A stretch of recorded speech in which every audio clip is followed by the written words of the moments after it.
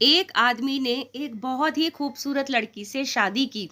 शादी के बाद दोनों की जिंदगी बहुत प्यार से गुजर रही थी। वह उसे बहुत चाहता था और उसकी खूबसूरती की हमेशा तारीफ किया करता था।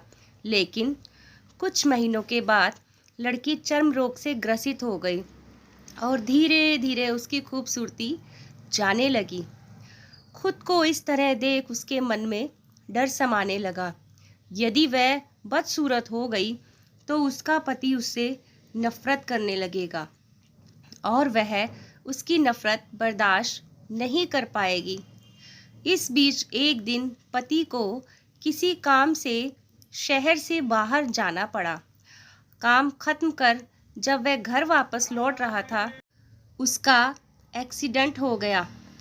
एक्सीडेंट में उसने अपनी दोनों आंखें खो दी, लेकिन इसके बावजूद भी उन दोनों की ज़िंदगी सामान्य तरीके से आगे बढ़ती रही। समय गुजरता रहा और अपने चर्म रोग के कारण लड़की ने अपनी खूबसूरती पूरी तरह से गंवा दी। वह बदसूरत हो गई, लेकिन अंधे पति को इस बारे में कुछ भी पता नहीं था, इसलिए इसका उनके खुशहाल विवाहित जीवन पर कोई प्रभाव नहीं पड़ा। वह उसे उसी तरह प्यार करता रहा। एक दिन उस लड़की की मौत हो गई। पति जब अकेला हो गया था, वह बहुत दुखी था।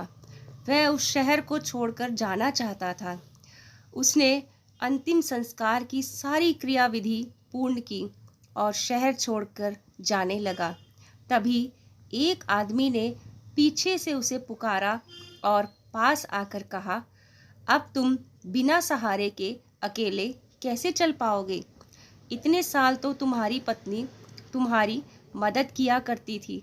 पति ने जवाब दिया, दोस्त, मैं अंधा नहीं हूँ, मैं बस अंधा होने का नाटक कर रहा था, क्योंकि यदि मेरी पत्नी को पता चल जाता कि मैं उसकी बदसूरती देख सकता हूँ तो यह उसे उसके रोग से ज़्यादा दर्द देता।